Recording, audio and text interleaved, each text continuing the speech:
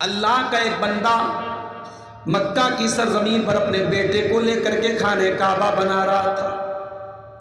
اس خانہ کعبہ کے اوپر کوئی ریشمی کپڑے کا غلاف بھی نہیں چلا تھا، وہ سیمنٹ کا دور بھی نہیں تھا، وہ چھڑ کا دور بھی نہیں تھا۔ ابراہیم علیہ السلام نے اپنے بیٹے اسماعیل کے ساتھ پتھروں کو اٹھا اٹھا کے خانہ کعبہ بنایا تھا۔ سوچو میرے بھائیو، بلڈنگ میٹیریل کے حساب سے بات کی جائے، خوبصورتی کے حساب سے بات کی جائے تو آج کے خانہ کعبہ کی طرح وہ خانہ کعبہ نہیں تھا۔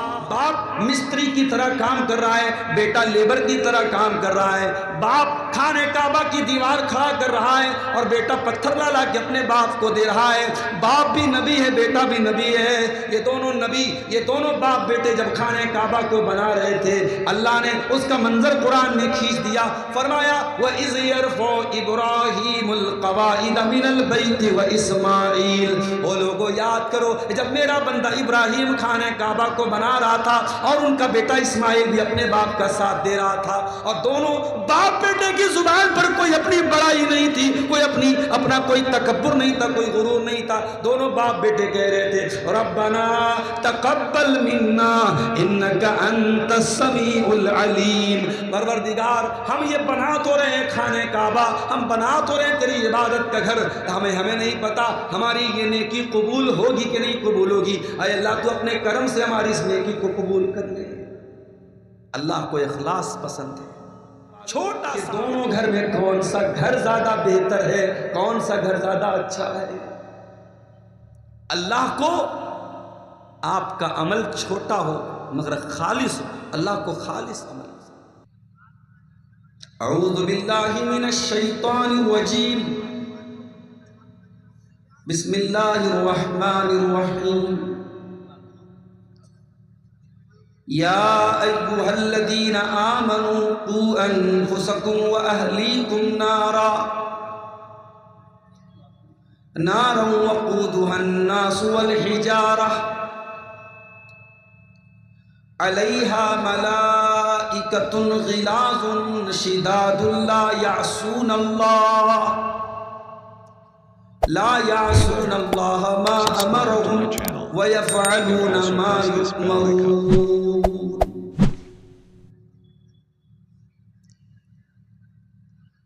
باعث سکون دل حاصل نشان جان، باعث سکون دل حاصل نشان جان، ان کا نام نامی ہے، ان کی ذات والا ہے، ان کا نام نامی ہے، ان کی ذات والا ہے۔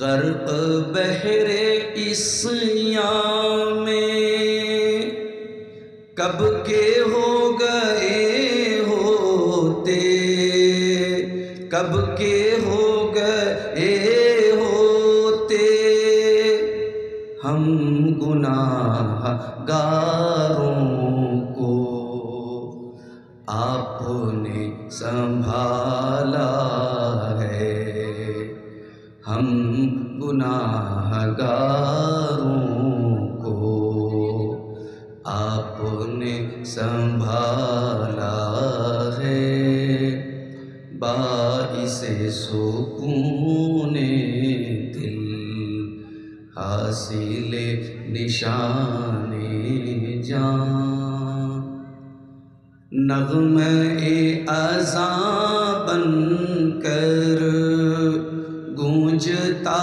ہے نام ان کا، گونجتا ہے نام ان کا،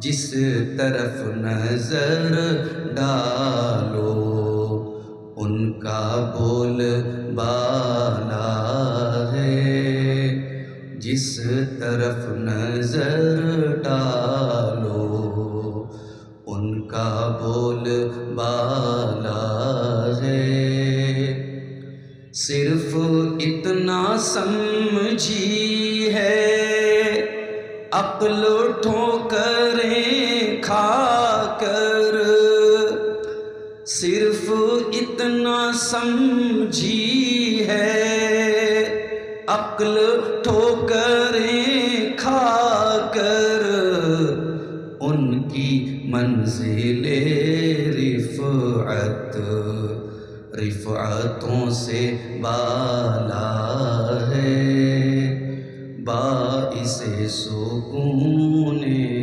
دل۔ صدر محترم، علماء کرام، محترم بزرگوں، نوجوان ساتھیوں، ماں اور بہنوں، پیارے بچوں، آج کی اس تعلیمی بیداری کانفرنس میں موسم کی ٹھنڈک کے باوجود آپ حضرات کا بڑی تعداد میں جمع ہونا، اور پھر جس ادارے کی تعمیر اور ترقی کے لیے آج کا یہ پروگرام ہو رہا ہے، اس میں بڑھ چڑھ کر کے ابھی میں نے دیکھا شیخ ممتاز العارفی حفظہ اللہ چندہ کر رہے تھے، اور آپ حضرات بڑے حوصلے کے ساتھ اور بڑے جذبے کے ساتھ تعاون بھی کر رہے تھے۔ میں سمجھتا ہوں یہ بہت بڑی بات ہے، اور آپ حضرات کے دلوں میں دین کی محبت، علم کی محبت، قرآن و حدیث کی محبت کی دلیل ہے۔ میں دعا کرتا ہوں رب العالمین اس ٹھنڈے موسم میں، رات جیسے جیسے آگے بڑھ رہی ہے موسم برابر ٹھنڈا ہو رہا ہے، ٹھنڈک کی شدت کے باوجود آپ حضرات کے آنے جانے کو، جمع ہونے کو رب العالمین قبول فرمائے، اور ہم سب کو کہنے سننے سے زیادہ عمل کی توفیق عطا فرمائے، آمین۔ میرے بھائیوں، ہمارے ان تمام جلسوں اور اجتماعات کا ایک بنیادی مقصد کیا ہے؟ یہ جلسے کیوں ہوتے ہیں؟ یہ پروگرام کیوں ہوتے ہیں؟ یہ مسجدوں میں درس کیوں ہوتے ہیں؟ اگر آپ ایک لفظ میں اگر ان تمام دعوتی ایکٹیویٹیز کا مقصد بیان کریں تو آپ کہیں گے کہ مولانا صاحب یہ سارے جلسے، یہ کانفرنسیں، یہ پروگرام اصلاح معاشرہ کے لیے ہوتے ہیں، سماج میں دن بدن بڑھنے والی برائیوں کے خاتمے کے لیے یہ پروگرام ہوتے ہیں۔ اب میں آپ سے ایک سوال کرنا چاہتا ہوں، سماج کی اصلاح کیسے ہوگی؟ جب ہم یہ ٹاپک اٹھاتے ہیں، یہ عنوان ہم اٹھاتے ہیں کہ سماج کی اصلاح ہونی چاہیے، تو سماج سے مراد کون ہوتا ہے؟ سماج سے مراد ہم اور آپ ہوتے ہیں۔ سماج سے مراد جنات نہیں ہوتے، معاف کیجیے، ہمیں جنات کی اصلاح کی بات نہیں کرنی ہے، ہمیں کسی اور مخلوق کی اصلاح کی بات نہیں کرنی ہے۔ اصلاح معاشرہ کا مطلب یہ ہے کہ ہم اور آپ اپنی اصلاح کی بات کرتے ہیں کہ ہماری اصلاح کیسے ہے، اور جب ہم اپنی اصلاح کی بات کرتے ہیں تو یہ بات یاد رکھیے کہ ہماری اصلاح تب تک نہیں ہو سکتی جب تک ہمارے گھروں کی اصلاح، جب تک گھروں کی اصلاح نہیں ہوگی سماج کی اصلاح نہیں ہو سکتی ہے۔ سماج کو سدھارنا ہے، سماج کو بنانا ہے، سماج سے گندگیوں کو مٹانا ہے تو پہلے اپنے گھر سے شروعات کرنی پڑے گی۔ ہر آدمی کو دیکھنا پڑے گا اس کے گھر میں کوئی برائی تو نہیں ہو رہی ہے۔ اگر آپ کے گھر میں برائی ہو رہی ہے اور آپ اس برائی کا سپورٹ کر رہے ہیں، آپ اس برائی کو پروموٹ کر رہے ہیں، یا آپ اس برائی پر خاموش بنے ہوئے ہیں، اس کا مطلب یہ ہوا کہ سماج کو بگاڑنے میں آپ کا بھی رول ہے۔ اسی لیے قرآن کے 28ویں پارے میں سورہ تحریم کی 6 آیت میں جب اللہ تعالیٰ جہنم کی آگ سے بچانے کی بات کرتا ہے تو ہمیں کیا حکم دیتا ہے، ذرا غور کیجئے۔ قرآن کا 28واں پارہ سورہ تحریم کی آیت نمبر 6 میں اللہ فرماتا ہے یا ایھا الذین آمنوا قوا انفسکم واہلیکم نارا، اے ایمان والو اپنے آپ کو اور اپنے پریوار کو جہنم کی آگ سے بچاؤ۔ پریوار، فیملی، انسان محبت کرتا ہے اپنی فیملی سے۔ انسان صبح سے لے کے شام تک کھٹتا ہے، کس کے لیے کھٹتا ہے؟ اپنی زندگی کو داؤں پہ لگاتا ہے، کس کے لیے لگاتا ہے؟ کوئی ڈرائیور ہے، گاڑی چلا رہا ہے رسک لے کر کے، ایکسیڈنٹ بھی ہو سکتا ہے، مر بھی سکتا ہے، کس کے لیے؟ اپنے پریوار کے لیے، اپنی بیوی کے لیے، اپنے بچوں کے لیے۔ کوئی بیچارہ مزدور ہے، اپنے سر پہ کئی کلو کا، 50 کلو کا، 1 کنٹل کا وزن اپنے سر پہ لاتا ہے، کس کے لیے؟ اپنے بچوں کے لیے، اپنے پریوار کے لیے۔ قرآن کہتا ہے انسان و ایمان والو، جس پریوار سے تم اتنی محبت کرتے ہو اس پریوار کو جہنم کی آگ سے بچانے کی چنتا کیوں نہیں کرتے ہو؟ قوا انفسکم واہلیکم نارا، اے ایمان والو اپنے آپ کو اور اپنے گھر والوں کو جہنم کی آگ سے بچاؤ۔ اللہ اتنا کہہ دیتا بس بات ختم ہو گئی تھی، لیکن جب اللہ تعالیٰ نے جہنم کی آگ کا ذکر کیا تو تھوڑی ڈیٹیل بیان کی، جہنم کی آگ کیسی ہوگی۔ ابھی دلی میں جو کار کا وسفوٹ ہوا تھا، غور کیجئے، کار کے اندر نہیں معلوم، ابھی تک جانچ چل رہی ہے کون سا اس کے اندر ایسا وسفوٹک سامان تھا جس کی وجہ سے اتنا بڑا دھماکہ ہوا، لیکن اس ایک دھماکے سے آس پاس کی کتنی دور تک کا علاقہ متاثر ہو گیا۔ دنیا میں انسان آگ میں جلتا ہے، اس کی لاش دیکھنے کے لائق نہیں بچتی۔ دنیا کی آگ سے 70 گنا زیادہ خطرناک جہنم کی آگ ہوگی، اور جہنم کی آگ سی این جی سے نہیں جلے گی، ایل پی جی سے نہیں جلے گی، پیٹرول اور ڈیزل سے نہیں جلے گی۔ فرمایا وقودھا الناس والحجارہ، اے ایمان والو اپنے پریوار کو، اپنے گھر والوں کو اس آگ سے بچاؤ جس آگ کا ایندھن انسان اور پتھر ہوں گے۔ اچھا ایک بڑے مزے کی بات آپ کو بتاؤں، مان لو باپ جنتی ہے اور اولاد جنتی نہیں ہے، تو باپ کا من لگے گا جنت میں؟ باپ کا کلیجہ تڑپے گا کہ کاش میرے بچے بھی جنت میں آ جائیں۔ شوہر اگر جنت میں ہے اور بیوی نہیں ہے، شوہر تڑپے گا کاش میری بیوی بھی میرے ساتھ جنت میں آ جاتی۔ پریوار کی محبت وہاں بھی رہے گی، اور اسی لیے اللہ تعالیٰ نے سورہ طور میں ایک عجیب بات بیان کی، اگر جنت میں باپ بھی گیا اولاد بھی گئی، لیکن آپ جانتے ہیں جیسے دنیا میں آپ فلائٹ میں سفر کرتے ہیں، اکانومی کلاس ہوتا ہے، ایک بزنس کلاس ہوتا ہے۔ میں نے آج تک بزنس کلاس کا سفر نہیں کیا، بڑا مہنگا ہوتا ہے، اور انڈیا میں بہت سلیکٹڈ فلائٹس میں ہوتا ہے۔ میں کیوں بلا وجہ بڑائی کیوں بیان کروں بھائی، جو میں نے سفر نہیں کیا نہیں کیا ہے۔ آپ کے بہار کے ایک صاحب ہیں، انہوں نے ایک تقریر میں کہا کہ میں فلائٹ میں سفر کر رہا تھا اور آر ایس ایس کے جو چیف ہے موہن بھاگوت، وہ میری سیٹ پہ، میرے بغل والی سیٹ میں آ کے بیٹھ گئے۔ اب کوئی پوچھے کہ صاحب موہن بھاگوت اتنا بڑا آدمی، وہ تو بزنس کلاس کا سفر کرتا ہے، آپ کے بغل میں کیسے وہ آ کے بیٹھ گئے؟ تو فلائٹ میں بزنس کلاس بہت ہائی فائی ہوتا ہے، اکانومی کلاس کے مقابلے میں بزنس کلاس ہائی فائی ہوتا ہے۔ ٹرین کا آپ سفر کرتے ہیں، ٹرین میں آپ دیکھیے ایک جنرل کلاس ہوتا ہے، ایک سلیپر کلاس ہوتا ہے، پھر اے سی میں 3rd اے سی ہوتا ہے، 2nd اے سی ہوتا ہے، اے سی فرسٹ کلاس بھی ہوتا ہے۔ جتنا گڑ ڈالتے جائیں گے اتنا میٹھا ہوتا چلا جائے گا۔ एसी फर्स्ट क्लास में भी एसी लगा है, एसी थर्ड क्लास में भी एसी लगा है, लेकिन दोनों में फर्क है।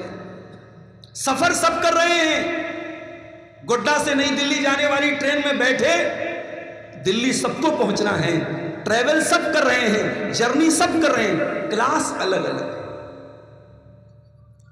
जन्नत में भी अलग अलग दर्जे होंगे, अलग अलग क्लास होंगे, और जन्नत का सबसे आला दर्जा जन्नतुल फिरदौस होगा।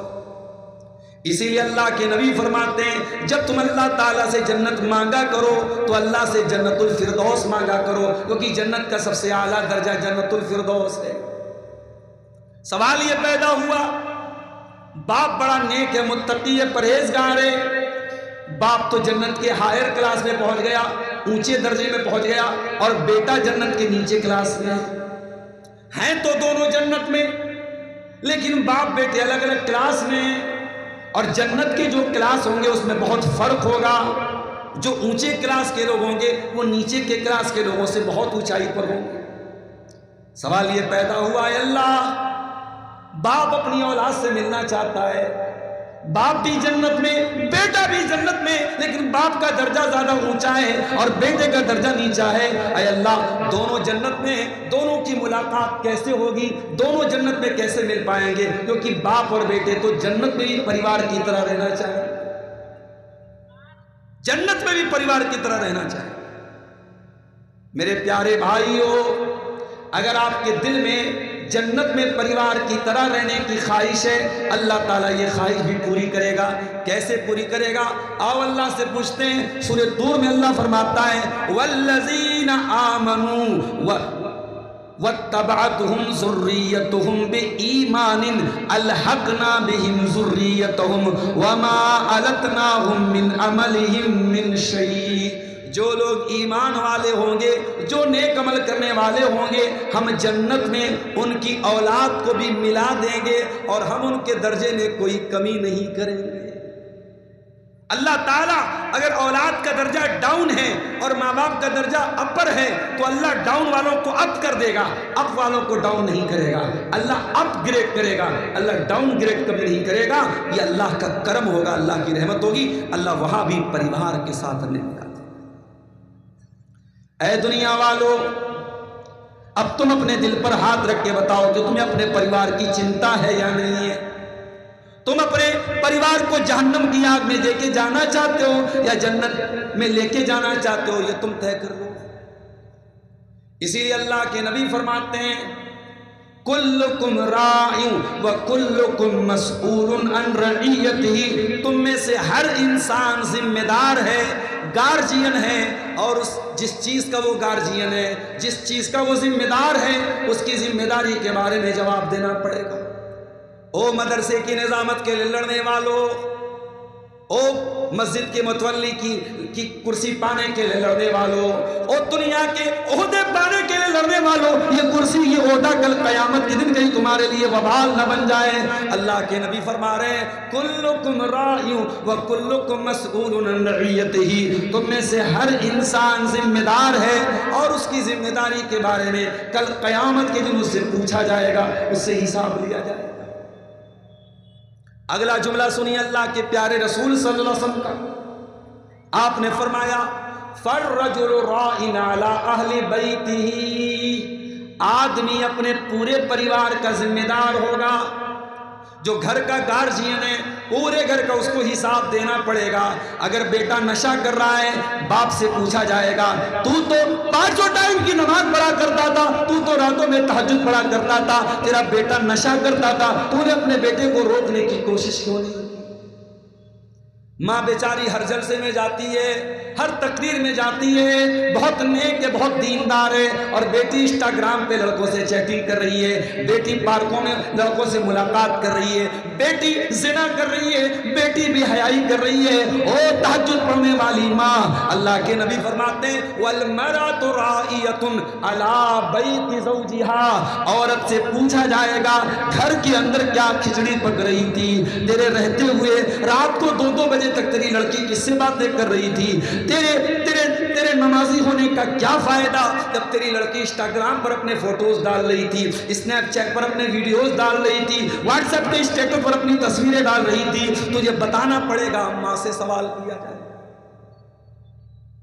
بڑی حدیثیں آپ نے سنی ہیں، باپ جنت کا دروازہ ہے، ماں کے قدموں کے نیچے جنت ہے۔ آج ایک حدیث اور سنا دیتا ہوں، سن کے چلے جاؤ۔ آج اس جلسے سے ایک چیز لے کے جاؤ کہ ماں باپ، اگر ماں کے قدموں کے نیچے جنت ہے اور باپ جنت کا دروازہ ہے، بہت اچھی بات ہے۔ لیکن ایک اور حدیث بھی آپ کو سنا دیتا ہوں۔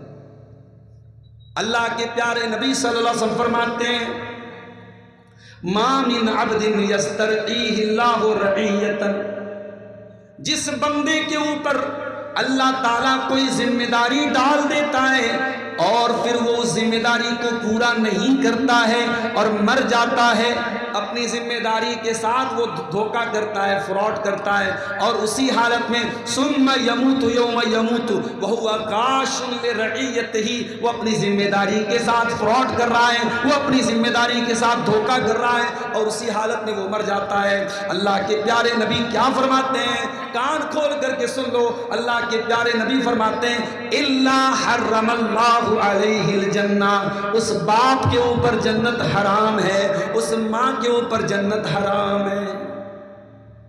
آسان نہیں ہے۔ اگر اللہ نے آپ کو باپ بنایا ہے، ماں بنایا ہے، گھر کا گارجین بنایا ہے، بہت بڑی رسپانسبلٹی ہے آپ کے کندھوں پر، حساب دینا پڑے گا۔ آئیے، وقت بہت زیادہ میرے پاس نہیں ہے، 12 بجے مجھے اسٹیج چھوڑ کے نکل جانا ہے۔ آئیے قرآن و حدیث کی روشنی میں کچھ باتیں بتا دیتا ہوں۔ اپنے گھر کو ایک جنتی گھر بنانا ہے، اپنے گھر کو ایک دیندار گھر بنانا ہے، اپنے گھر کو ایمان والا گھر بنانا ہے، تو کچھ نسخے بتا دیتا ہوں، اس کو اپنا لینا۔ میرے پیارے بھائیو، اگر اپنے گھر کو ایک دیندار گھر بنانا ہے، ایک جنتی گھر بنانا ہے، تو پہلا کام کیا کرنا ہے؟ گھر کی بنیاد اچھی ہونی چاہیے، بنیاد اچھی ہونی چاہیے۔ مولانا صاحب مطلب نہیں سمجھ میں آیا؟ بنیاد اچھی ہونے کا کیا مطلب ہے؟ کیا بنیاد کو بہت مضبوط بنایا جائے؟ بنیاد اچھی ہونے کا مطلب یہ ہے، کیوں بھائی کون بات کر رہا ہے؟ کیوں ڈسٹرب کر رہا ہے بھائی؟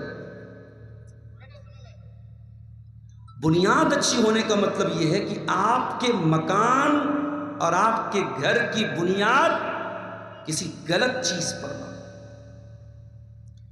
آپ نے بہت مہنگی زمین خرید لی، بہت اچھا مکان بنا لیا، لیکن وہ زمین آپ نے پڑوسی کی ہتھیائی ہوئی ہے، آپ نے وہ زمین ناجائز قبضہ کی ہوئی ہے، وہ زمین آپ نے اپنے بھائی کی، اپنے بھتیجے کی، اپنے کسی بھی رشتہ دار کی ناجائز طریقے سے حاصل کی۔ آپ اپنے گاؤں کا سب سے عالی شان مکان بنا لیں، لیکن اگر وہ زمین ناجائز ہے، حرام ہے، گناہ کی زمین ہے، تو اس مکان کی بنیاد گڑبڑ ہے، بنیاد گڑبڑ ہے۔ اگر آپ یہ چاہتے ہیں کہ آپ کے گھر میں سکون آئے، برکت آئے، خیر آئے، تو وہ زمین پاک صاف ہونی چاہیے، وہ مکان حلال کمائی کا بنا ہونا چاہیے۔ بڑی عجیب بات ہے، لوگ حرام کے پیسے سے مکان بنواتے ہیں اور مکان بنوانے کے بعد بڑے بڑے اچھروں میں لکھواتے ھذا من فضل ربی، یہ میرے رب کا فضل ہے۔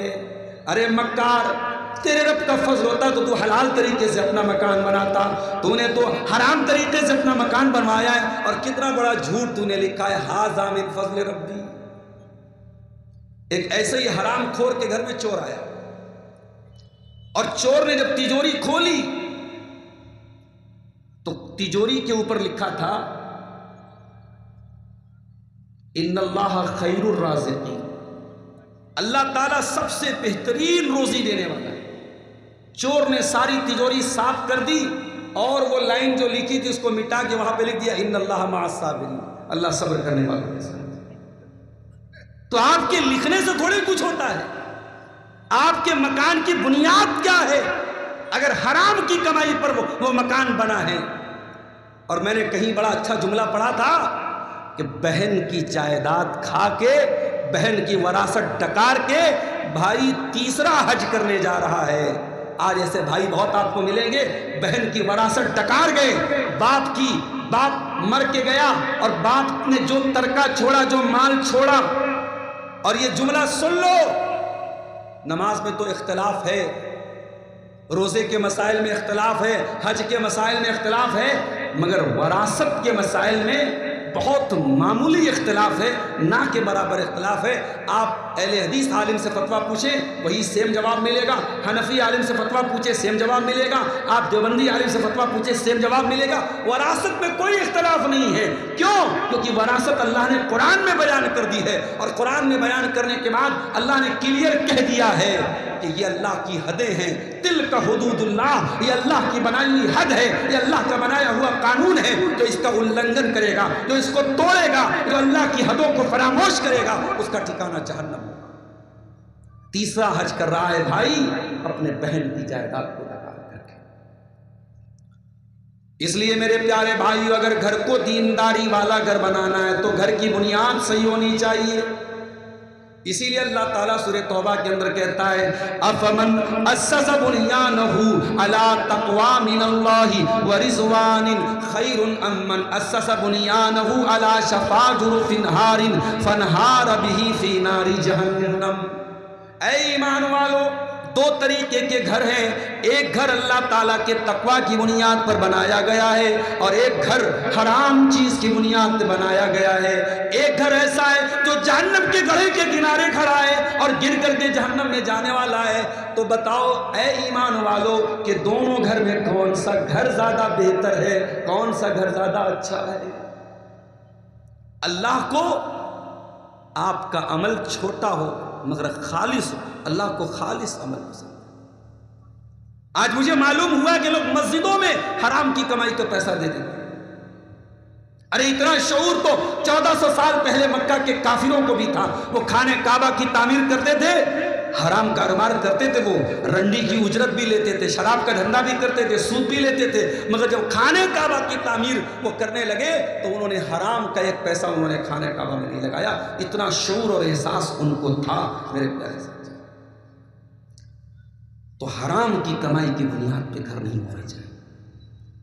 ہزاروں سال پہلے اللہ کا ایک بندہ مکہ کی سرزمین پر اپنے بیٹے کو لے کر کے خانہ کعبہ بنا رہا تھا۔ اس خانہ کعبہ کے اوپر کوئی ریشمی کپڑے کا غلاف بھی نہیں چلا تھا، وہ سیمنٹ کا دور بھی نہیں تھا، وہ چھڑ کا دور بھی نہیں تھا۔ ابراہیم علیہ السلام نے اپنے بیٹے اسماعیل کے ساتھ پتھروں کو اٹھا اٹھا کے خانہ کعبہ بنایا تھا۔ سوچو میرے بھائیو، بلڈنگ میٹیریل کے حساب سے بات کی جائے، خوبصورتی کے حساب سے بات کی جائے تو آج کے خانہ کعبہ کی طرح وہ خانہ کعبہ نہیں تھا، مگر غور کرو اللہ تعالیٰ کو اپنے خلیل کی ادا کتنی پسند آ گئی۔ باپ مستری کی طرح کام کر رہا ہے، بیٹا لیبر کی طرح کام کر رہا ہے۔ باپ خانہ کعبہ کی دیوار کھڑا کر رہا ہے اور بیٹا پتھر لا کے اپنے باپ کو دے رہا ہے۔ باپ بھی نبی ہے، بیٹا بھی نبی ہے، یہ دونوں نبی، یہ دونوں باپ بیٹے جب خانہ کعبہ کو بنا رہے تھے، اللہ نے اس کا منظر قرآن میں کھینچ دیا، فرمایا وَإِذْ يَرْفَعُ إِبْرَاهِيمُ الْقَوَاعِدَ مِنَ الْبَيْتِ وَإِسْمَاعِيلُ۔ وہ لوگوں یاد کرو جب میرا بندہ ابراہیم خانہ کعبہ کو بنا رہا تھا اور ان کا بیٹا اسماعیل بھی اپنے باپ کا ساتھ دے رہا تھا، اور دونوں باپ بیٹے کی زبان پر کوئی اپنی بڑائی نہیں تھی، کوئی اپنا کوئی تکبر نہیں تھا، کوئی غرور نہیں تھا۔ دونوں باپ بیٹے کہہ رہے تھے ربنا تقبل منا انک انت السمیع العلیم، پروردگار ہم یہ بنا تو رہے ہیں خانہ کعبہ، ہم بنا تو رہے ہیں تیری عبادت کا گھر، ہمیں نہیں پتا ہماری یہ نیکی قبول ہوگی کہ نہیں قبول ہوگی، اے اللہ تو اپنے کرم سے ہماری اس نیکی کو قبول کر لے۔ اللہ کو اخلاص پسند ہے، چھوٹا سا عمل ہے اگر اخلاص کی بنیاد پر ہے اللہ قبول کر لے گا، اور بہت بڑا عمل ہے اگر دکھاوے کے لیے ہے، نمائش کے لیے ہے، حرام چیز پر اس کی بنیاد ہے، اللہ قبول نہیں کرے گا میرے ساتھ۔ اور آگے بڑھیے، گھر کو اگر دیندار گھر بنانا ہے ایک کام آپ کو اور کرنا پڑے گا، اپنے گھر کو اگر دینداری والا گھر بنانا ہے تو اچھی اور نیک دیندار بیوی کو گھر میں لانا پڑے گا، کیونکہ آپ تو جاب پہ چلے جائیں گے، آپ تو بزنس کے لیے نکل جائیں گے، ٹھیکیدار اپنے کانٹریکٹ کے لیے نکل جائے گا، جاب کرنے والا اپنے آفس میں چلا جائے گا، مزدوری کرنے والا مزدوری کرنے چلا جائے گا، دکاندار دکان پہ چلا جائے گا۔ گھر میں کون رہے گا؟ آپ کی بیوی رہے گی، آپ کے بچے رہیں گے۔ آپ کی بیوی ہی گھر کو سنبھالے گی، اسی لیے بیوی کو گھر والی بھی کہا جاتا ہے۔ بیوی کو گھر والی کہا جاتا ہے، اور بالکل صحیح کہا جاتا ہے، بیوی ہی گھر والی۔ تو بیوی نیک ہونی چاہیے۔ اب نیک بیوی کیسے ملے؟ تلاش کیجئے۔ تنکح المرأۃ لأربع، اللہ کے پیارے نبی فرماتے ہیں جب عورت کا نکاح ہوتا ہے 4 چیزیں عورت کے اندر دیکھی جاتی ہیں، لمالها ولحسبها ولجمالها ولدینها۔ عورت کا مال دیکھا جاتا ہے، عورت کی خوبصورتی دیکھی جاتی ہے، اس کا خاندان دیکھا جاتا ہے، اور اس کی دینداری دیکھی جاتی ہے۔ آپ نے فرمایا فاظفر بذات الدین تربت یداک، دیندار عورت کو گھر میں لے کے آ جاؤ، کامیاب ہو جاؤ۔ دیندار کو کون پوچھتا ہے؟ ہم کروڑ پتی ہیں تو بہو بھی کروڑ پتی آنی چاہیے۔ ہمارے پاس اتنا عالی شان بنگلہ اور مکان ہے تو ہمارے سمدھی کا مکان بھی اتنا ہی عالی شان ہونا چاہیے۔ ہم تو اسٹیٹس دیکھتے ہیں، ہم تو برادری دیکھتے ہیں، ہم تو دولت دیکھتے ہیں۔ کتنی دیندار لڑکیاں ہیں، غریب ہیں، باپ غریب ہے، ان کے پاس عالی شان کوٹھی نہیں ہے، ان کے پاس عالی شان مکان نہیں ہے، بہت نیک ہے، دیندار ہے، قرآن کی حافظہ ہے، عالمہ ہے، مگر کوئی اچھا رشتہ اس کو نہیں مل رہا ہے۔ کیوں؟ بیچاری غریب ہے، یا بہت غریب بھی نہیں ہے لیکن شکل و صورت بہت اچھی نہیں ہے۔ او لوگو، تم نے شکل و صورت کو معیار بنا کے رکھا، تم نے دولت کو معیار بنا کے رکھا۔ میرے نبی فرماتے ہیں فاظفر بذات الدین، تمہیں کامیاب ہونا ہے تو دیندار کو گھر میں لے کے آ جاؤ۔ ایک نیک عورت سے بڑی دنیا کی کوئی دولت نہیں ہے میرے ساتھ۔ اللہ کے پیارے نبی صلی اللہ علیہ وسلم فرماتے ہیں الدنیا کلھا متاع، دنیا پوری کی پوری فائدہ اٹھانے کی چیز ہے۔ وخیر متاع الدنیا المرأۃ الصالحہ، اور دنیا کی سب سے قیمتی دولت نیک عورت ہے۔ ایک اور حدیث میں اللہ کے پیارے نبی صلی اللہ علیہ وسلم فرماتے ہیں لیتخذ احدکم قلبا شاکرا ولسانا ذاکرا وزوجۃ مؤمنۃ تعینہ علی امر الاخرہ۔ او لوگو، تمہیں دنیا میں اگر خزانہ بنانا ہے تو 3 چیزوں کو خزانہ بنا لو۔ اپنے منہ میں ایسی زبان لے کے آ جاؤ جو اللہ کا ذکر کرنے والی ہو، اپنے سینے میں ایسا دل پیدا کر لو جو اللہ کا شکریہ ادا کرنے والا ہو، اور اپنے گھر میں نیک بیوی کو لے کے آ جاؤ جو دین کے کاموں میں تمہاری مدد کرے۔ دیندار بیوی کو لے کے آ جاؤ۔ اور یہاں ایک بات اور سن لیجیے، جس طریقے سے بہو کے معاملے میں آپ کو بہت ہوشیار رہنا ہے، ویسے ہی داماد کے معاملے میں بہت ہوشیار رہنا ہے۔ ارے مولی صاحب، میری بیٹی بہت پڑھی لکھی ہے، بہت اچھی ہے، اگر داماد کچھ خراب بھی ہوگا، کچھ گڑبڑ بھی ہوگا، میری بیٹی جا کے صحیح کر دے گی۔ غلط ہے یہ اصول اور غلط ہے یہ قاعدہ۔ اپنی بیٹیوں کو ڈٹرجنٹ پاؤڈر سمجھنا بند کر دو، واشنگ مشین سمجھنا بند کر دو میرے ساتھ۔ آپ کی بیٹی جا کے دوسروں کا داغ صاف کرے گی، دوسروں کی کمیوں کو دور کرے گی۔ اتنا بڑا رزق کیوں لے رہے ہو؟ اپنی بیٹی کو ایسے گھر میں کیوں دے رہے ہو؟ لڑکا گورنمنٹ جاب میں ہے، تھوڑا شراب وراب پی لیتا ہے، تھوڑا زناکاری بدکاری کر لیتا ہے، تھوڑا جوا ہوا کھیل لیتا ہے، ہاں مولوی صاحب سب ٹھیک ہے، سرکاری جاب ہے، گورنمنٹ جاب ہے۔ اچھا، گورنمنٹ جاب ہے تو شراب چل جائے گی، زنا چل جائے گی، کوئی بات نہیں، ہماری لڑکی بنات سے پڑھی ہے، عالمہ ہے، فاضلہ ہے، ہماری لڑکی جا کے سنبھال لے گی۔ کتنی لڑکیاں ہیں ماں باپ کے غلط فیصلوں کی سزا بھگت رہی، ماں باپ کی غلط فیصلے کی سزا وہ بیچاری نیک اور دیندار بچیاں بھگت رہی ہیں۔ ان کا درد تو ایسا ہے وہ بیچاری کسی سے کہہ بھی نہیں سکتی۔ ہمارا سماج اتنا دریا دل سماج نہیں ہے کہ لڑکی کی شادی ہو جائے اور لڑکی اگر دیکھے کہ شوہر اس قابل نہیں ہے کہ اس کے ساتھ رہا جائے، دین کے معاملے میں شوہر گڑبڑ ہے، شرابی ہے، بے نمازی ہے، اگر لڑکی یہ کہہ دے کہ نہیں مجھے طلاق چاہیے، تو سماج لڑکی پر ہی سوال اٹھائے گا، اس نے طلاق کیوں مانگا، اس نے خلا کیوں مانگا۔ میرے پیارے ساتھیوں، ہمارا سماج اتنا دل دریا نہیں ہے جو طلاق شدہ اور خلا شدہ لڑکی کو قبول کر لے۔ طلاق شدہ لڑکی کو کون قبول کرے گا؟ جو 4 بچوں کا باپ ہے، بیوی مر گئی، رڈوا ہو گیا، اس کو قبول کرے گا، ہاں اس کی شادی کرا دو اسے، ورنہ طلاق شدہ اور خلا شدہ لڑکی کی شادی جلدی سماج کرنے کو تیار نہیں ہوتا ہے۔ اس لیے بہت احتیاط کرو، رشتہ تلاش کرو اپنی بیٹیوں کا تو دینداری کو معیار بناؤ۔ اگر لڑکا غریب ہے، بہت پیسے والا نہیں ہے، کھاتا کماتا بیٹا ہے، تب بھی اپنی لڑکی کی شادی کر دو اگر وہ دیندار اور بااخلاق ہے۔ اللہ کے پیارے نبی فرماتے ہیں اذا خطب الیکم ممن ترضون دینہ وخلقہ، جب تمہاری بیٹی کے لیے ایسا رشتہ آ جائے کہ لڑکے کا دین تم کو اچھا لگتا ہے، لڑکے کا اخلاق تم کو اچھا لگتا ہے، فزوجوہ، تو اپنی لڑکیوں کی شادی کر دیا کرو۔ الا تفعلوا، اگر تم ایسا نہیں کرو گے، تکن فتنۃ فی الارض وفساد عریض، تو زمین میں فتنہ اور فساد پھیل جائے گا، زمین میں بہت بڑا بگاڑ پھیل جائے گا، اور بگاڑ پھیل چکا ہے۔ ابھی ہمارے دوست سے بات ہو رہی تھی بنارس کے، انہوں نے ایک کہانی بتائی، ایک واقعہ بتایا۔ اسکول میں لڑکی پڑھ رہی ہے، کلاس 9 میں پڑھ رہی ہے، انسٹاگرام پر لڑکے سے دوستی ہوئی، لڑکا بھی اہل حدیث مسلمان، لڑکی بھی اہل حدیث۔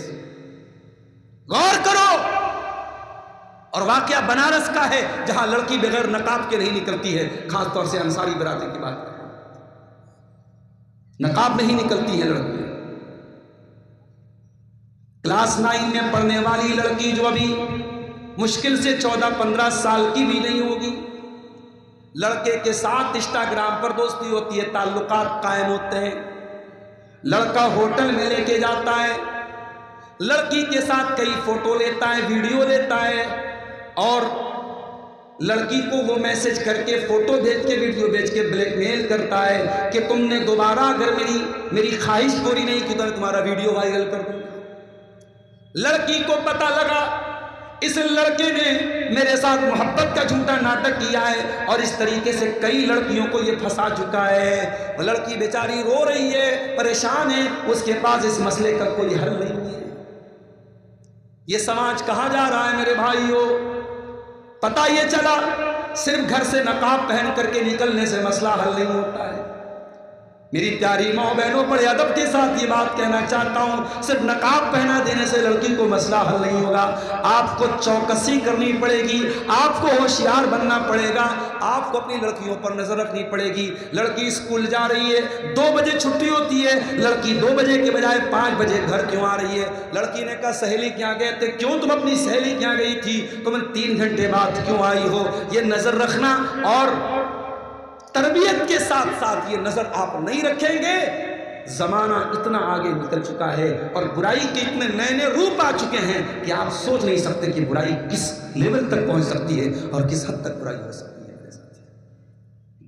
اس لیے نکاح کو آسان کرو اور دیندار رشتہ دیکھ کر کے نکاح کر دو، لڑکے کا بھی لڑکیوں کا۔ امام حسن بصری کے پاس ایک آدمی آیا، اس نے کہا میری لڑکی بڑی خوبصورت ہے، پڑھی لکھی ہے، بڑے رشتے آ رہے ہیں، لیمن ازوجھا، میں اپنی لڑکی کی شادی کس سے کروں؟ امام حسن بصری اپنے دور کے بہت بڑے عالم ہیں، وہ کیا جواب دیتے ہیں؟ کہتے ہیں زوجھا التقی النقی، اپنی بیٹی کی شادی ایسے انسان سے کرو جو متقی ہو، جو صاف ستھرے کیریکٹر کا مالک ہو۔ کہا کہ اگر وہ لڑکی سے، تمہاری لڑکی سے محبت کرے گا تو عزت دے گا، اور اگر محبت نہیں بھی کرے گا تو ذلیل کبھی نہیں کرے گا، کبھی تمہاری بیٹی کو بلیک میل نہیں کرے گا، کبھی تمہاری بیٹی کو 4 لوگوں کے سامنے ذلیل نہیں کرے گا۔ اگر محبت کرے گا تو عزت دے گا، اگر محبت نہیں بھی کرے گا تو ذلیل نہیں کرے گا۔ تو گھر کو اگر دیندار گھر بنانا ہے، گھر والی کا نیک ہونا بہت ضروری ہے۔ اور آگے بڑھیے، گھر کی اصلاح کرنا ہے تو گھر کے اندر نماز کا ماحول پیدا کرو میرے بھائی۔ وَأْمُرْ اہلک بالصلاۃ واصطبر علیہا، قرآن کہتا ہے خود بھی نماز کی پابندی کرو اور اپنے گھر والوں کو نماز کا حکم دو۔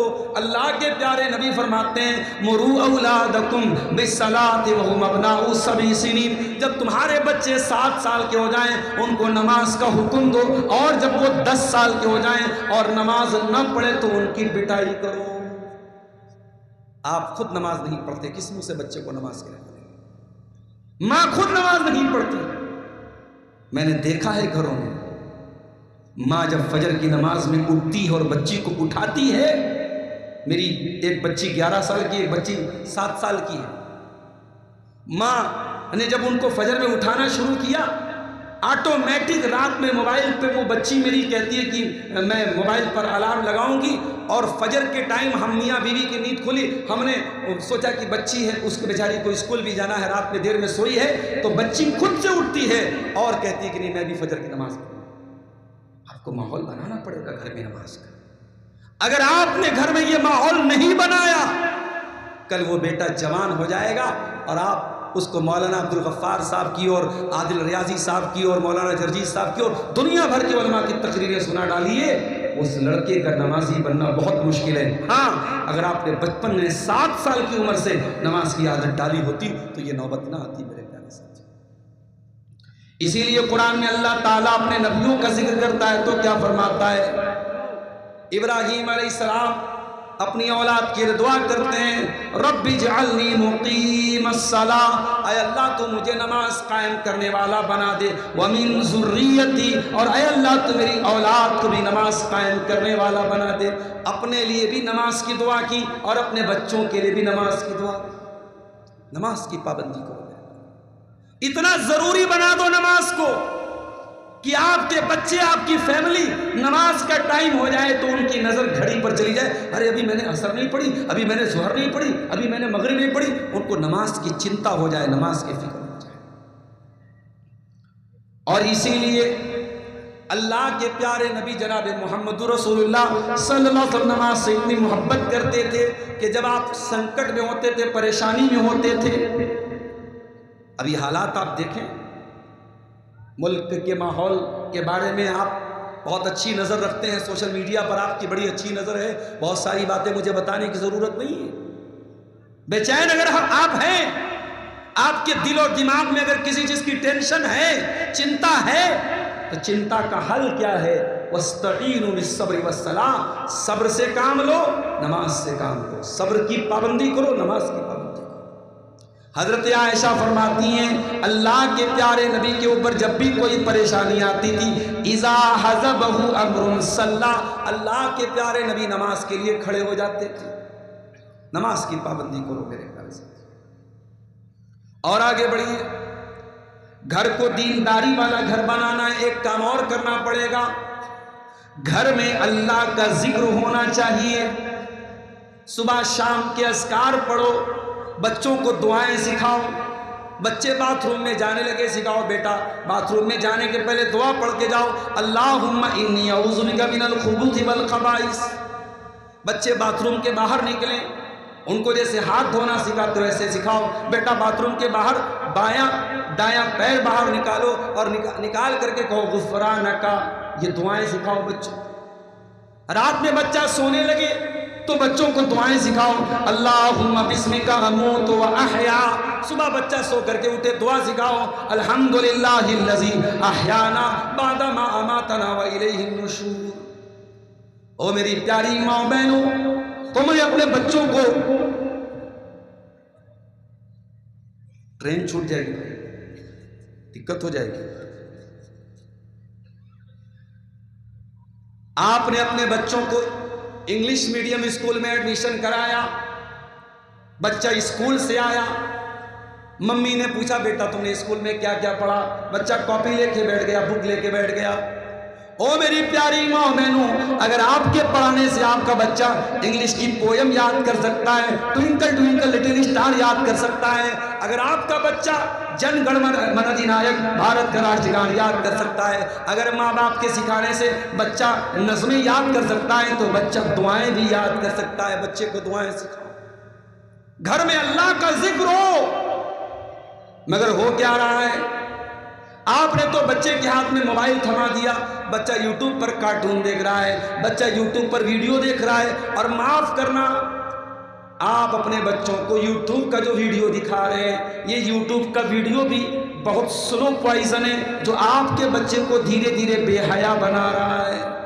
میں نے ایک مرتبہ غور کیا کہ بچوں کے جو ویڈیوز ہوتے ہیں، ہمیں لگتا ہے بچہ تو بچوں کے والے ویڈیو دیکھ رہا ہے، بچوں والے ویڈیوز میں بھی کبھی غور کیجئے گا، اس میں لڑکیاں کیسے کیسے کپڑے پہن رہی ہیں، 15 سال کی 16 سال کی لڑکیاں، وہ بچوں کے کارٹون والا پروگرام، اس میں کیسے کپڑے پہن رہی ہیں۔ وہ کپڑے جب آپ کی بیٹی دیکھے گی، آپ کی بیٹی جب جوان ہوگی، وہ سوچے گی میں ایسا ہی کپڑا۔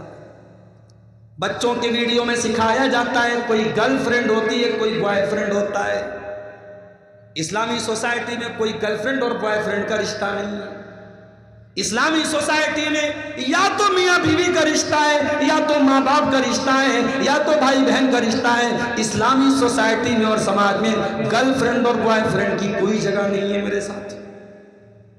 اسلام کسی لڑکی کو اس بات کی اجازت نہیں دیتا ہے وہ کسی لڑکے سے پیار اور محبت کرے، اور پیار اور محبت کرنے کے بعد لڑکی لڑکے کے ساتھ اپنے ماں باپ سے بغاوت کر کے بھاگ جائے، نہیں دیتی۔ اے میری پیاری بہنوں، بڑے صاف الفاظ میں کہہ دیتا ہوں، غور سے سننا، اسلام نے آپ کو مہارانی بنایا ہے۔ انگلینڈ کی مہارانی ایلزابتھ سے ملنا ہو تو آسان نہیں ہے، بہت سارے پروٹوکول ہیں۔ ہمارے بھارت میں اندرا گاندھی کسی زمانے میں پرائم منسٹر تھی، ان سے ملنا ہوتا تھا تو پرائم منسٹر کے پی اے سے ملنا پڑتا تھا۔ بہار کی وزیر اعلیٰ کسی زمانے میں رابڑی دیوی تھی، ان سے ملنا ہوتا تھا، ان کے پی اے سے ملنا پڑتا تھا۔ میری پیاری بہنوں، نوکرانی سے ملنے کے لیے کوئی اپوائنٹمنٹ لینا نہیں پڑتا ہے، لیکن مہارانی سے ملنے کے لیے اپوائنٹمنٹ لینا پڑتا ہے۔ او میری بہنوں، آپ کو اسلام نے نوکرانی نہیں بنایا، اسلام نے آپ کو مہارانی بنایا ہے، اور مہارانی کو اگر مہارانی سے ملنا ہے تو ڈائریکٹ نہیں ملا جا سکتا۔ آپ کو اسلام نے مہارانی بنایا ہے، آپ سے ملنا ہے اور آپ سے شادی کرنا ہے، نکاح کرنا ہے تو آپ کے ولی سے اجازت لینی پڑے گی۔ باپ زندہ ہے تو باپ سے اجازت لینی پڑے گی، باپ نہیں ہے بھائی زندہ ہے، بھائی سے اجازت لینی پڑے گی، دادا زندہ ہے دادا سے، جو بھی آپ کا ولی ہے، گارجین ہے، گارجین سے اجازت لینی۔ اور جو لڑکا پیار اور محبت کا دعویٰ کرتا ہے اور پھر آپ سے یہ کہتا ہے میرے ساتھ بھاگ جاؤ، وہ لڑکا آپ سے پیار نہیں کرتا ہے، وہ صرف آپ کے جسم کے ساتھ کھیلنا چاہتا ہے۔ اسے آپ سے محبت ہوتی تو وہ پراپر چینل سے آتا، آپ کے گارجین سے ملتا، آپ کے باپ سے ملتا اور نکاح کا پیغام بھیجتا، اور نکاح کر کے آپ کو جنت میں اپنا ہمسفر بنا کے لے جاتا۔ وہ تو زنا کرنا چاہتا ہے، وہ آپ کو جہنم میں لے کے جانا چاہتا ہے۔ اس لیے خبردار اے میری پیاری بہنوں، کسی کی محبت، جھوٹی محبت اور یہ فرضی محبت کے چکر میں مت پڑنا۔ محبت وہ ہوتی ہے جو نکاح کے ذریعے وجود میں آتی ہے، محبت وہ ہوتی ہے جو پراپر چینل سے آتی ہے، مین گیٹ سے انسان اپنے جو ہے اس لڑکی کے گارجین کے ذریعے نکاح کا پیغام بھیجتا ہے، وہ اصلی محبت ہوتی ہے۔ اور آگے بڑھیے، گھر کے اندر اگر دینداری کا ماحول پیدا کرنا ہے، ایک کام اور کرنا پڑے گا آپ کو۔ موبائل کے اندر وائرس آ جاتا ہے، موبائل کا وائرس صاف کرنا پڑتا ہے، موبائل کے اندر سے بہت ساری فائلوں کو ڈیلیٹ کرنا پڑتا ہے۔ گھر کے اندر برکت چاہیے، گھر کے اندر سے بھی کچھ چیزوں کو ڈیلیٹ کرنا پڑے گا۔ 4 چیزوں کو گھر سے ڈیلیٹ کر دو۔ نمبر 1، تصویر نہیں ہونی چاہیے گھر میں۔ میں موبائل کی تصویروں کی بات نہیں کر رہا ہوں، ان سے بچنا بہت مشکل ہے۔ سب کے پاس موبائل ہے اور سارے کے سارے لوگ موبائل کے فوٹو کھینچ رہے ہیں۔ یہ ایک تحقیقی مسئلہ ہے کہ کیا موبائل کے فوٹو بھی اس حرام تصویر کے زمرے میں آئیں گے جس سے حدیثوں میں منع کیا گیا ہے؟ وہ ایک الگ مسئلہ ہے اور بڑے بڑے سینئر علماء اس کے بارے میں فیصلہ کریں گے، میں اس پر کوئی بات نہیں کہنا چاہتا۔ لیکن مسلمان کے گھر میں شادی کا فوٹو البم بنا کے اور فریم میں لگا کے کمرے میں سجایا گیا ہے، یہ ہماری شادی کی سالگرہ کا فوٹو ہے، یہ ہمارے ولیمہ کا فوٹو ہے، یہ میری دلہن میری شادی کی پہلی رات کا فوٹو ہے، اور اس طریقے سے کمرے میں میاں بیوی کے فوٹوز کو لگایا جائے یا الماری میں سجایا جائے، یہ غلط ہے۔ اور اللہ کے نبی فرماتے ہیں لا تدخل الملائکۃ بیتا فیہ کلب ولا سورہ، جس گھر میں کتا ہو اور جس گھر میں تصویر ہو اس گھر میں رحمت کے فرشتے نہیں آتے۔ اور اگر آپ نے اپنی وائف کو، اپنی جوان بیٹی کو موبائل دیا ہے تو ایک بات کی بہت سخت تاکید کر دیجیے کہ آپ کی گھر کی عورتیں اپنا فوٹو کسی دوسری عورت کو بھی نہ شیئر کریں۔ کبھی کیا ہوتا ہے، لڑکی اپنا فوٹو اپنی سہیلی کو بھیجتی ہے اور سہیلی اپنے بھائی کو دکھاتی ہے، وہ تیری سہیلی کا بھائی ہے، تیرا بھائی نہیں ہے، تیرے لیے غیر محرم ہے۔ کچھ لڑکیاں کیا ہوتی ہیں، اپنا فوٹو اپنے کزنز کو بھیجتی ہیں، گھر کا ایک گروپ بنا رہتا ہے، فیملی کا ایک گروپ بنا رہتا ہے، اس میں خالہ کے لڑکے ہوتے ہیں، ماموں کے لڑکے ہوتے ہیں، چاچا کے لڑکے ہوتے ہیں، تایا کے لڑکے ہوتے ہیں، ان کو فوٹوز بھیجے جاتے ہیں۔ معاف کرنا، چاچا کے لڑکے، ماما کے لڑکے، تایا کے لڑکے، یہ سب غیر محرم ہیں، اور غیر محرم کے ساتھ عورت اپنا فوٹو شیئر نہیں کر سکتی۔ کچھ عورتیں کیا کرتی ہیں، فوٹو ڈالتی ہیں سوشل میڈیا پر، ان کے شوہر نے ان کو نئی گھڑی دلائی، نیا نیکلس دلایا، نئی کانوں کی ایئر رنگ دلائی، تو وہ اب ان کو ایئر رنگ دکھانا ہے، نیا سوٹ دکھانا ہے، نئی گھڑی دکھانی ہے، تو موبائل پر اسٹیٹس لگائیں گی، ہاں چہرہ چھپا لیں گی، چہرے کے اوپر کوئی اسٹار لگا دیں گی یا ایموجی لگا دیں گی کہ صاحب ہم بہت پردے والے لوگ ہیں، ہمارے یہاں اسٹیٹس تو لگاتے ہیں، چہرہ نہیں دکھاتے، چہرہ چھپاتے ہیں۔ ایسی عورتوں سے میں یہی کہوں گا کہ دو رنگی چھوڑ، یک رنگ ہو جا، سراسر موم ہو یا سنگ ہو جا۔ ارے دکھانا ہے تو سب دکھا، دکھانا ہے تو سب دکھا، ورنہ یہ بے غیرتی اور بے حیائی کا کام نہ کر کہ تو اپنی گھڑی دکھا رہی ہے، اپنے کانوں کی ایئر رنگ دکھا رہی ہے، اپنے گلے کا نیکلس دکھا رہی ہے۔ ایک مسلمان عورت کسی طریقے کے پبلک پلیٹ فارم پہ جہاں غیر محرم مردوں کی نظر پڑ رہی ہو، وہاں اپنا فوٹو کبھی شیئر نہیں کرے گی۔ ہاں اگر موبائل میں اس نے اپنے 2-4 فوٹوز رکھے ہیں تو وہ فوٹو اس کا اپنا شوہر دیکھ سکتا ہے، اس کے اپنے محرم رشتہ دار دیکھ سکتے ہیں، لیکن فوٹوز کسی غیر محرم کو دکھانے کی اجازت بالکل نہیں۔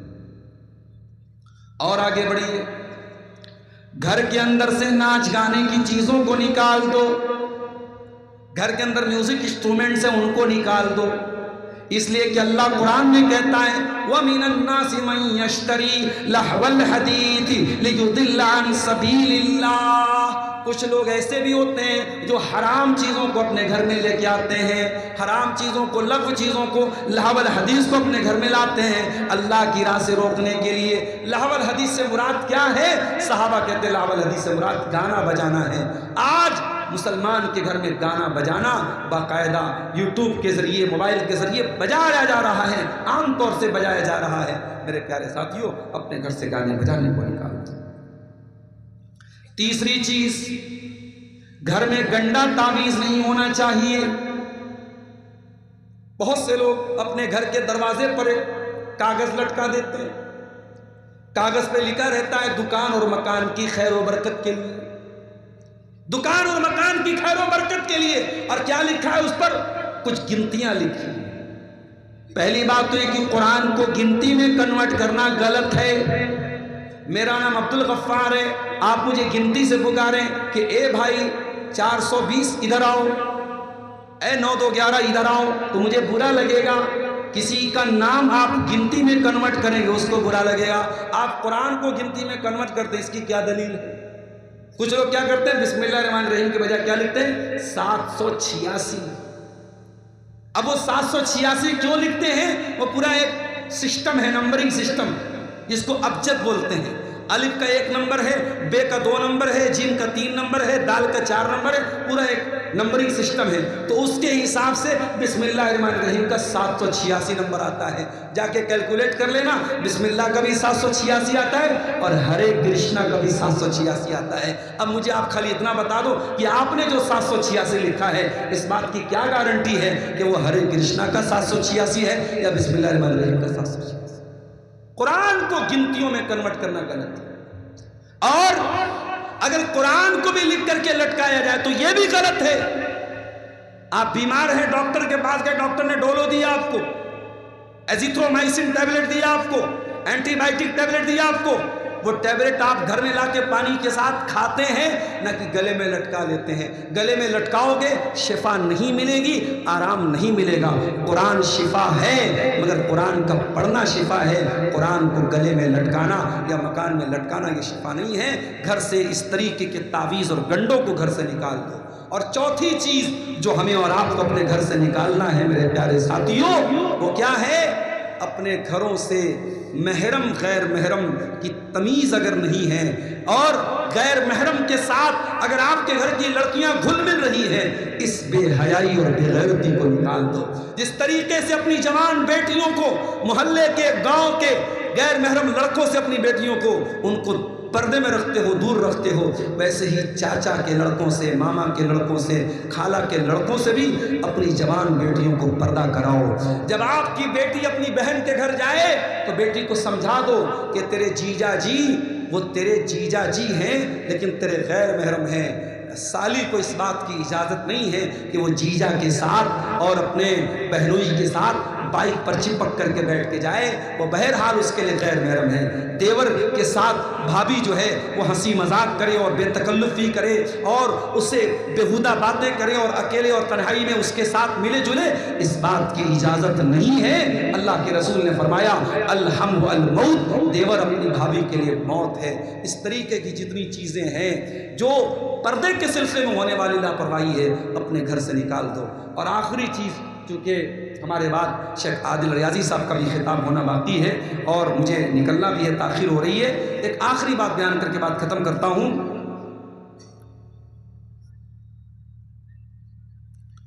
یہ ایک صاحب نے پرچی دیا ہے کہ ایک آدمی دوسرے آدمی سے 2 سال بات چیت نہیں کرتا ہے، اس آدمی کی نماز مکمل ہے؟ نماز اس کی مکمل ہے۔ اگر کوئی اپنے مسلمان بھائی سے 3 دن سے زیادہ تعلق توڑ کے رکھتا ہے وہ گنہگار ہے، اللہ کے اس کی پکڑ ہوگی، مگر اس وجہ سے ہم یہ نہیں کہہ سکتے کہ اس کی نماز قبول نہیں ہوگی۔ نماز کی قبولیت ایک الگ مسئلہ ہے۔ اگر نماز صحیح طریقے سے انسان پڑھ رہا ہے نماز اس کی اللہ تعالیٰ کی قبول ہوگی۔ ہاں، اس نے رشتہ کاٹنے کا اور قطع تعلقی کا جو گناہ کیا ہے اس کا وہ ذمہ دار بنے گا۔ گھر کی اصلاح کرنے کے تعلق سے آخری چیز جو میں کہہ رہا تھا کہ میرے بھائیوں، یہ ساری چیزیں جو میں نے بیان کی ہیں ان سب کے بعد ہمیں اس بات کا یقین رکھنا چاہیے کہ ہدایت اللہ کے ہاتھ میں ہے اور دلوں کا مالک اللہ ہے۔ اس لیے ہم بہت اچھے باپ بن جائیں تب بھی ہو سکتا ہے ہمارا بیٹا بگڑ جائے۔ حضرت نوح علیہ السلام کا بیٹا بگڑ گیا، ابراہیم علیہ السلام اپنے باپ کو نہیں سمجھا پائے، حضرت نوح علیہ السلام اپنی بیوی کو نہیں سمجھا پائے، ہمارے آخری نبی پیارے نبی اپنے چچا ابو طالب کو کلمہ نہیں پڑھوا پائے۔ تو دل کا معاملہ اللہ کے ہاتھ میں ہے۔ اس لیے ہم اللہ سے دعا کیا کریں کہ اللہ ہمارے پریوار کو، ہمارے گھر والوں کو صحیح راستے پہ چلنے کی توفیق دے۔ اس کے لیے قرآن و حدیث میں بہت ساری دعائیں آئی ہیں۔ میں ایک دعا بطور مثال آپ کو سکھا دیتا ہوں۔ سورہ فرقان میں قرآن کے 19ویں پارے میں اللہ تعالیٰ نے ہمیں اور آپ کو ایک دعا سکھائی ہے، ربنا حب لنا من ازواجنا وذریاتنا قرۃ اعین۔ اے اللہ ہمارے بیوی بچوں کو ہماری آنکھوں کی ٹھنڈک بنا دے، ہمارے بیوی بچوں کو ہماری آنکھوں کی ٹھنڈک بنا دے، وَاجْعَلْنَا لِلْمُتَّقِينَ إِمَامًا، اور ہمیں متقیوں کا امام بنا دے۔ یہ سورہ فرقان کے اخیر میں یہ دعا آپ کو ملے گی 19ویں پارے میں، وہاں سے آپ اس دعا کو یاد کر لیجئے اور اس دعا کو پابندی سے پڑھا کیجئے۔ جاتے جاتے 2-3 سوالات کا جواب دے کے بعد ختم کرتا ہوں۔ اگر بچہ ماں کے پیٹ میں ہی مر جائے تو اس کا جنازہ پڑھ سکتے ہیں یا نہیں؟ علامہ البانی رحمۃ اللہ علیہ کی تحقیق یہ ہے کہ اگر بچہ ماں کے پیٹ میں مرا ہے اور وہ بچہ 4 مہینے کے بعد کا بچہ ہے، کیونکہ حدیث میں آتا ہے کہ جب بچہ 4 مہینے کا ہوتا ہے تو بچے کے اندر جان ڈال دی جاتی ہے، روح ڈال دی جاتی ہے۔ تو بچہ مان لو کہ 7 مہینے کا، 8 مہینے کا، 9 مہینہ کا ہو کر کے مرا ہے، پیدا ہوا ہے اور مرا ہوا پیدا ہوا ہے، تو اس کی جنازے کی نماز پڑھی جائے گی۔ اس کا وہی حکم ہے جو زندے کا حکم ہے۔ اور جو ایک حدیث آتی ہے کہ اگر بچہ پیدائش کے ٹائم اگر بچے کی آواز سنی جائے تب جنازہ پڑھا جائے گا، وہ حدیث ضعیف ہے۔ بچہ اگر مرا ہوا بھی پیدا ہوا ہے اور 4 مہینے کے بعد کا بچہ ہے ماں کے پیٹ میں تو اس کی جنازے کی نماز پڑھی جائے گی۔ ضروری نہیں ہے لیکن پڑھنا بہتر ہے۔ ایک انسان اپنی پوری زندگی نشے میں گزارے تو کیا اس کا جنازہ پڑھ سکتے ہیں کہ نہیں؟ پڑھ سکتے ہیں۔ اگر پوری زندگی اس نے نشے میں گزاری ہے، بہت بڑا گنہگار تھا وہ، لیکن اسلام سے خارج نہیں تھا، مسلمان ہی اس کو مانا جائے گا، اس کی جنازے کی نماز پڑھی جائے گی۔ ہاں، جو سماج کے متقی لوگ ہیں، پرہیزگار لوگ ہیں، علماء ہیں، ذمہ دار لوگ ہیں، ایسے لوگوں کو اس کی جنازے کی نماز نہیں پڑھنی چاہیے، لیکن جنازہ ہو مسلمانوں کے قبرستان میں اس کو دفن کیا جائے۔ جو ذمہ دار لوگ ہیں وہ نہیں پڑھیں گے تاکہ اور لوگوں کو عبرت ہو کہ چونکہ یہ آدمی زندگی بھر نشہ کرتا تھا اس لیے اس کے ساتھ ایسا سلوک کیا گیا۔ اور تیسرا سوال ہے کہ ایک باپ 3 بیٹا ہے، اپنی وراثت 2 بیٹوں کو دے رہا ہے اور بڑا بیٹا کا 3 بیٹی ہے تو اس کو وراثت میں شامل نہیں کر رہا ہے، بیٹا نہیں ہے۔ اب یہ بات آپ یاد رکھیے کہ اگر باپ کی زندگی میں کوئی بیٹا مر جاتا ہے، اگر باپ کی زندگی میں کوئی بیٹا مر جاتا ہے تو اس بیٹے کی جو اولاد ہے وہ دادا کی وراثت میں حصے دار تو نہیں بنیں گے۔ شریعت کا مسئلہ یہی ہے، باپ کی زندگی میں اگر کوئی بیٹا مر جائے تو اس کی جو اولاد ہے وہ اپنے دادا کی پراپرٹی میں ڈائریکٹ تو وراثت کی حقدار نہیں بنے گی۔ ہاں، دادا کی ایک ذمہ داری ہے کہ چونکہ جیسے اور بیٹے تھے وہ بیٹا بھی اس کا بیٹا تھا اور بیٹا مر گیا تو اس میں بیٹے کی اولاد کا کیا قصور ہے؟ تو دادا کو یہ چاہیے کہ اپنی وراثت میں 1/3 حصہ تک اللہ تعالیٰ نے اس کو اختیار دیا ہے، وہ وصیت کر سکتا ہے، وہ اپنے یتیم پوتوں اور پوتیوں کے حق میں وصیت کر دے۔ یہ اگرچہ کمپلسری نہیں ہے، ضروری نہیں ہے، مگر انسانیت کا تقاضا ہے اور یتیم پوتے پوتیوں کے ساتھ دادا کا جو رشتہ ہے اس کا تقاضا ہے کہ دادا یہ وصیت کر کے جائے۔ ہاں، اگر باپ مرا ہے اور یا باپ اپنی زندگی میں بٹوارا کر رہا ہے اور 3 بیٹے ہیں اور 2 بیٹوں کی کئی اولاد ہے اور ایک بیٹے کی صرف بیٹیاں ہیں، کوئی بیٹا جیسا کہ اس سوال سے سمجھ میں آ رہا ہے اگر زندگی میں بٹوارا کرے گا تو اس سے کوئی مطلب نہیں کہ کس کا کتنا بیٹا ہے، وہ جو بھی بٹوارا کرے گا برابر کرے گا، اس کی ساری اولاد برابر ہے۔ کسی ایک بیٹے کو زیادہ بیٹے ہیں تو اس کو زیادہ دے اور کسی کو کم بیٹے ہیں ان کو کم دے، اس کی شریعت میں گنجائش نہیں ہے۔ البتہ اگر وہ کاروبار سارے بھائیوں کا مشترکہ کاروبار ہو، سب نے مل کر کے کام کیا ہو تو اس کو آپس میں مل جل کر کے طے کر لینا چاہیے، کیونکہ شریعت میں جو بٹوارے کی بات ہے وہ باپ کے اپنے مال کی ہے۔ اگر بھائیوں کا اپنا پھیلایا ہوا بزنس ہے، بھائیوں کا اپنا کاروبار ہے تو پھر بھائیوں کو آپس میں اختیار ہے، وہ جیسے چاہے آپس میں بانٹ لے، لیکن باپ کی جو وراثت ہے یا باپ کا جو مال ہے وہ برابر بانٹا جائے گا۔ اللہ تعالیٰ سے دعا ہے رب العالمین ہم سب کو نیک عمل، اچھی سمجھ کی توفیق عطا فرمائے، آمین۔ وآخر دعوانا الحمدللہ رب العالمین، والسلام علیکم ورحمۃ اللہ۔